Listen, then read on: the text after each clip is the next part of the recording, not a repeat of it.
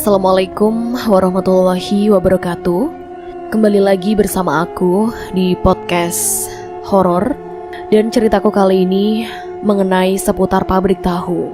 Dan sebelum kita masuk ke alur ceritanya, pastikan dulu teman-teman untuk support channel ini dengan cara klik tombol subscribe, like, dan tekan lonceng notifikasinya supaya teman-teman gak ketinggalan sama cerita yang akan aku bawakan selanjutnya.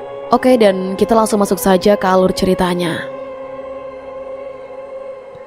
Putra, libur kuliah kali ini kamu harus pulang, bantu-bantu bapakmu di rumah.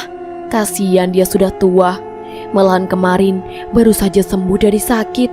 Sebuah pesan singkat masuk ke dalam HP-ku. Pesan itu dari ibu. Aku membacanya setelah baru saja libur di hari pertama. Semester kali ini memang wajar. Ibu menyuruhku pulang karena hampir bisa dikatakan jarang pulang di kota kembang ini. Tidak lama aku telepon ibu langsung. Bagaimana bu kabar ayah? Tanya Putra. Mulai membaik Put. Kamu jadi pulang kapan?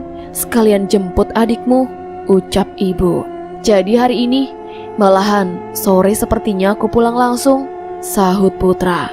Iya, beberapa hari kemarin ibu bolak-balik mengurus tahu, walau kebanyakan Mang Ujang yang menggantikan bapak sementara, ucap ibu. Dwi Rini Susanti, perempuan yang terkuat yang pernah aku tahu. Perempuan tersabar dan pahlawan. Bahkan aku sering menyebutnya malaikat. Entah hatinya terbuat dari apa, bisa bertahan dan sekuat sampai hari ini dan kondisi seperti ini. Sekarang tahun 2014. Tidak terasa genap umurku di kepala dua. Aku hanya mencoba menuntaskan amanah orang tua agar terpelajar, walau kenyataannya tidak sama sekali menyukai bacaan. Membuatku belajar sastra sampai mencintainya begitu saja. Di usiaku sekarang, didikan bapak salah satu didikan yang membuatku selalu ambigu dan tidak pernah percaya sekalipun. Tak lama setelah telepon ibu, aku langsung mengabari Rini. Rin, ini kakak, ibu menyuruh pulang bareng gimana? Ucap Putra di telepon. Iya, ibu juga udah ngabarin aku kak. Katanya ayah sudah mulai sembuh, sahut Rini. Sore ini kakak jemput kamu ke kosan, ucap Putra singkat. Kak, sepertinya kita memang harus diam dulu di rumah, libur sekarang. Aku kasihan ke ibu. Kata ibu, dia yang mengurus tahu selama ayah sakit, jawab Rini. Setelah selesai berbicara dengan Rini, langsung aku berkemas karena hari sudah mulai siang. Selesai menyiapkan segalanya, termasuk menyiapkan mobil, karena sudah lama jarang aku pakai. Biasanya hanya menggunakan motor saja untuk segala aktivitasku di kota ini. Sambil mengemil dan membuka beberapa file keluarga di laptop, aku tersenyum mengingat Rini karena hampir banyak sekali foto dia. Rini Dwina Wijaya sudah semakin cantik. Adik aku satu-satunya, tahun pertamanya tinggal satu kota denganku. Walau aku dan Rini berbeda kampus dan berbeda juga sesuatu yang kita cita-citakan. Rini lebih ingin menjadi pengajar dengan segala rasa ketertarikannya pada sejarah. Dia juga dengan segala keberuntungannya bisa masuk salah satu kampus yang dia inginkan. Sudah cukup aku menggambarkan Rini dengan segala kebawelannya sudah seperti ibu. Rin, 15 menit lagi kakak sampai. Jangan lama, kakak gak masuk gerbang kosan kamu, males parkir ya, ucap Putra di telepon. Iya, aku udah siap. Ibu juga tidak nitip apapun. Hanya bilang sebelum larut malam sudah sampai di rumah kak, sahut Rini. Iya, kamu kabarin aja ibu. Ini sedikit macet. Tahu sendiri jalan ke atas ke kosan kamu gini banget macetnya, ucap Putra. Jalanan sore di hari Senin di kota ini tidak perlu ditanya lagi kenapa bisa macet seperti ini. Karena terbiasa jadinya biasa-biasa saja menikmatinya. Setelah melewati kemacetan, akhirnya Rini sudah ada di dalam mobil denganku. Perjalanan menuju rumah lumayan memakan waktu sekitar 3 jam menggunakan kendaraan roda 4. Sepanjang jalan, Rini tidak berhenti bercerita tentang apapun pengalaman barunya. Aku hanya menghabiskan beberapa batang rokok. Walau Rini selalu komplain dengan kebiasaan, sudah lama sekali aku ini Tiba-tiba Rini bertanya, "Kak, kita hanya beda 2 tahun umur kita. Kenapa kakak bisa sebenci itu pada pabrik tahu dan bapak?" "Maaf, aku bertanya ini," ucap Rini dengan penuh ketidakenakan. "Nanti saatnya juga kamu tahu sendiri jawaban atas pertanyaan itu," sahutku dengan nada datar. "Kakak percaya dengan cerita orang-orang di sana tentang cerita menyeramkan pabrik ayah?" sahut Rini. Karena memang sebelumnya aku dan Rini tidak pernah membahas apapun tentang salah satu usaha keluarga yang sampai saat ini bisa memberikan apa yang aku mau. Segala yang belum Rini ketahui hanyalah rasa penasaran belum tentu dia bisa mengerti akan keadaan. "Kakak percaya, apalagi Mang Ujang tangan kanan bapak sangat dekat dengan kakak dari kecil. Kalau kamu, Rin?" tanyaku. "Aku tidak. Sama sekali tidak. Beberapa logika yang aku pelajari tidak menuntut aku harus percaya hal begitu. Apalagi tentang perempuan dekat pohon tua di belakang pabrik itu," sahut Rini menjelaskan. "Rin, kamu dan kakak 2 karakter yang berbeda. Jangan harus sama, apalagi soal yang berhubungan dengan makhluk gaib dan keanehan. Lagian, itu sudah menjadi ceritakan dari zaman kakak. Pabrik itu sudah begitu," ucapku menjelaskan, dan Rini hanya menatap wajahku. "Sebenarnya ada apa sih dengan pabrik itu? Aneh sekali sampai sebegitu menyeramkannya.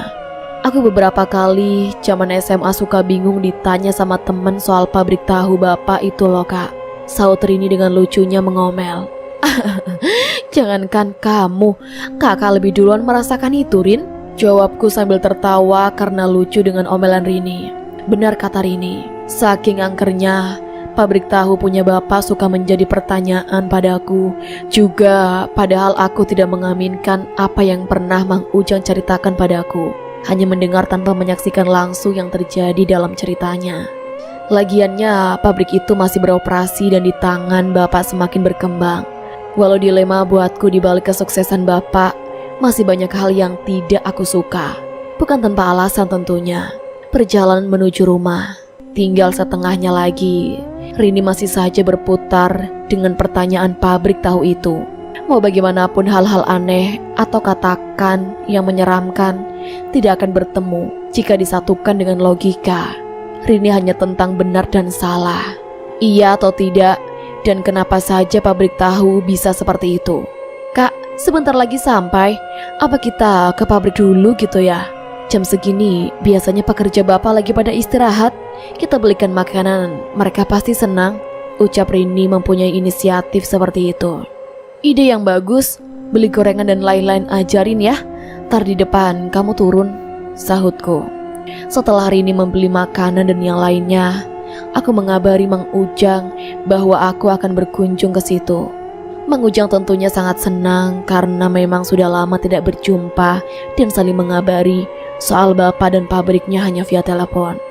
Aku dan Rini sudah semakin dekat dengan pabrik tahu itu. Pabrik itu di ujung kampung. Otomatis untuk sampai dahulu menuju pabrik, aku harus melewati jalanan belakang kampung karena memang bisa diakses untuk keperluan transportasi yang memang pada zaman dulu kakek membuka jalan tersebut. Dari kejauhan sudah terlihat pabrik tahu itu. Memang dari zaman aku mulai tahu bahwa itu adalah usaha keluarga. Bangunannya tidak pernah direnovasi total, hanya beberapa saja bagian dalamnya. Bangunan tua dengan kanan dan kiri masih kebun.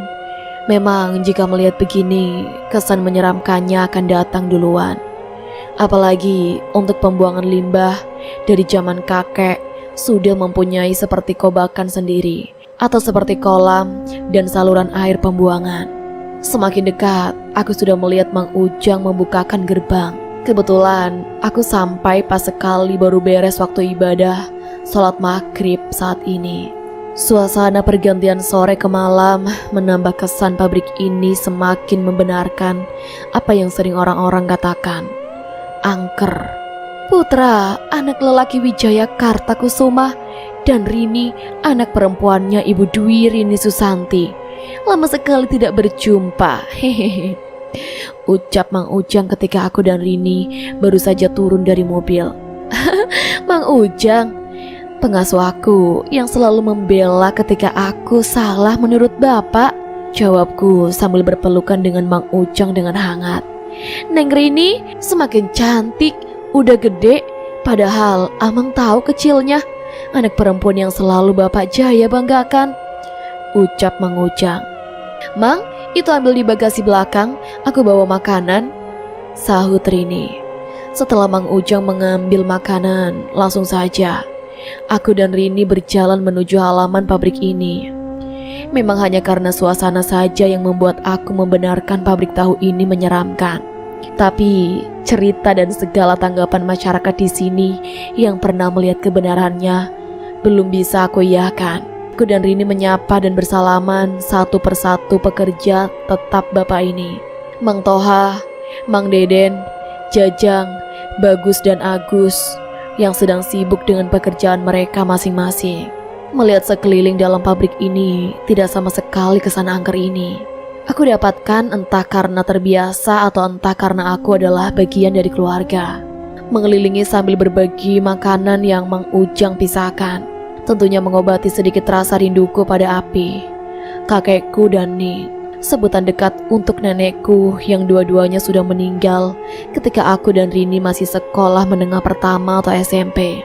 Segala kenangan di pabrik ini menjadi saksi aku dan Rini di masa kecil. Sering dan ingat betul, aku jadikan tempat ini bermain.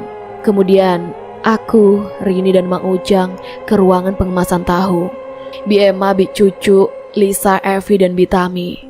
Terutama Bi Tami pekerja bapak yang paling lama karena sudah tua, bahkan umurnya aku rasa di atas umur bapak. Setelah berkeliling, ada bagian belakang pabrik seperti teras khusus untuk bapak dan ibu menghabiskan banyak waktu.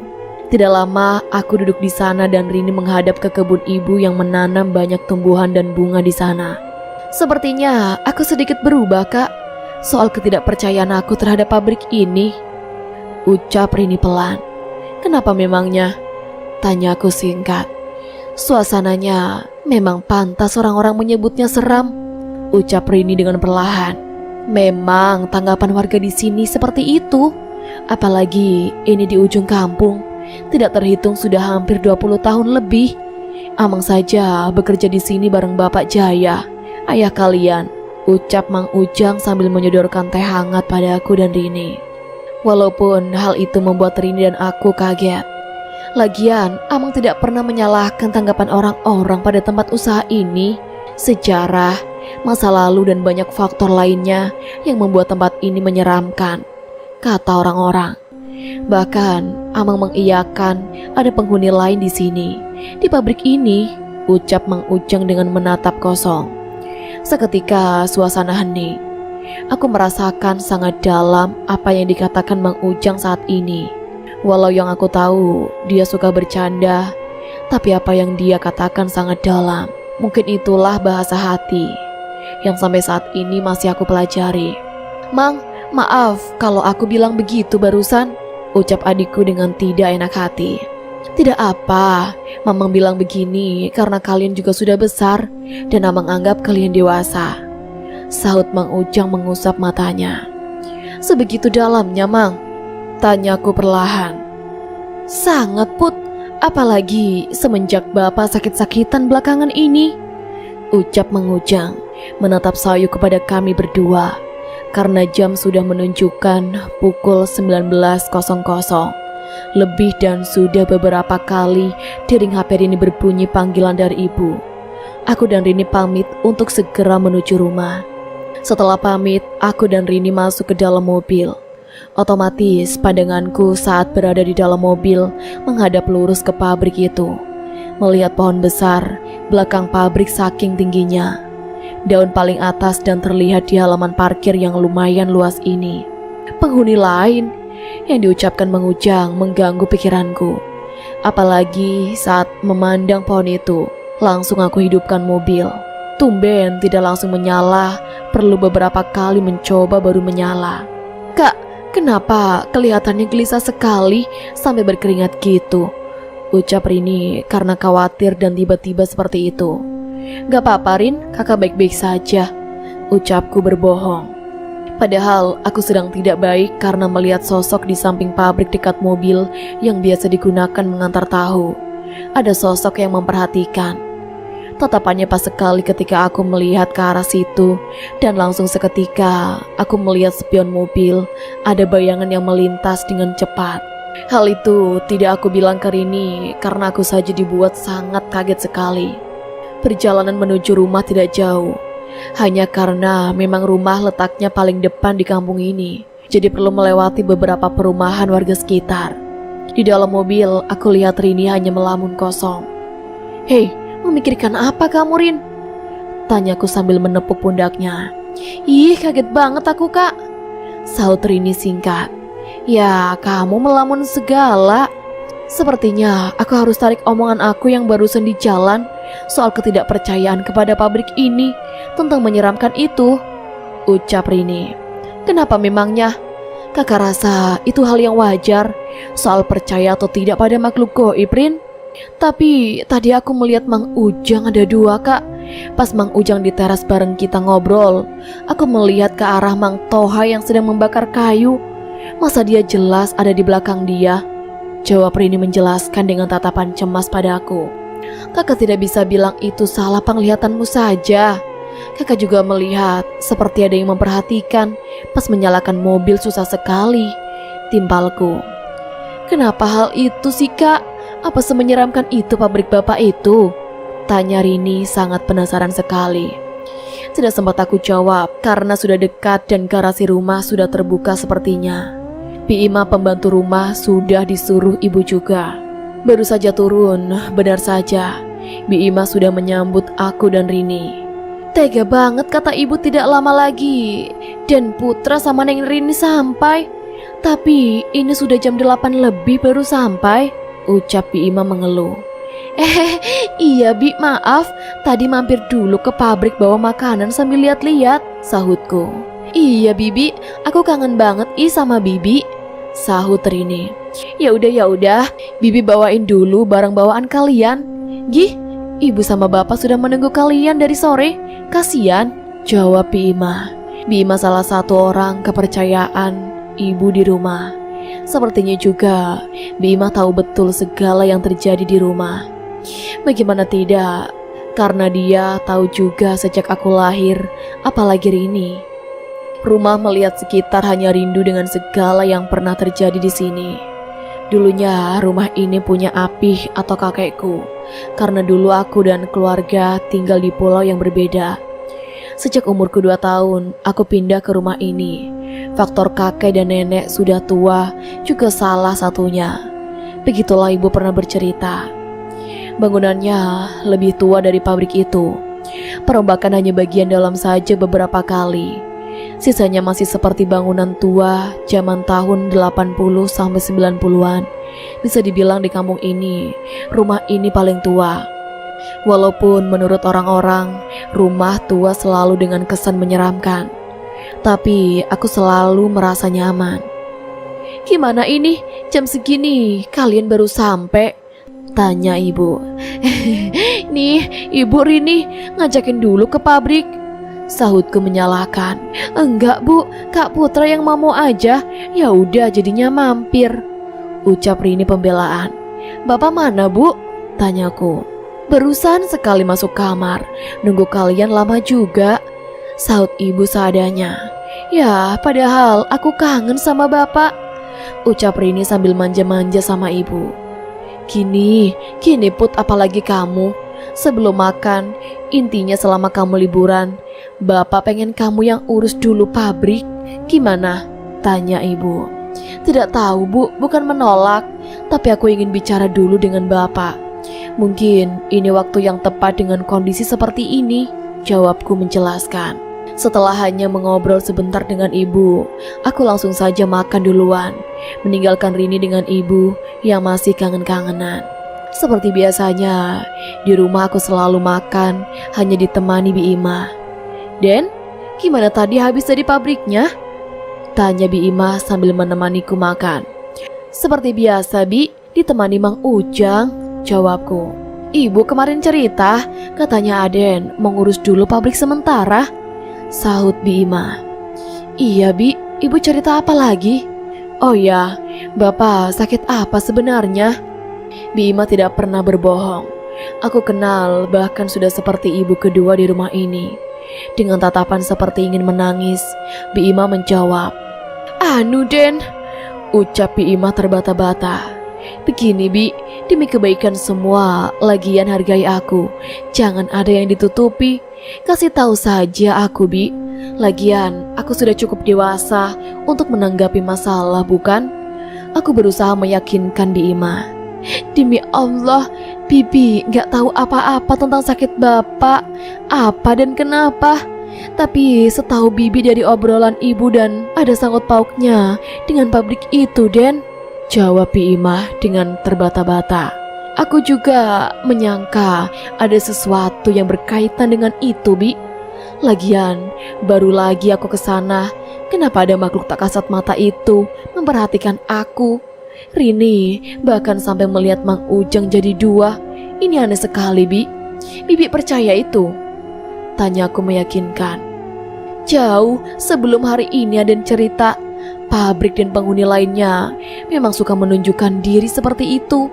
Itulah kenapa orang-orang menyebutnya pabrik angker.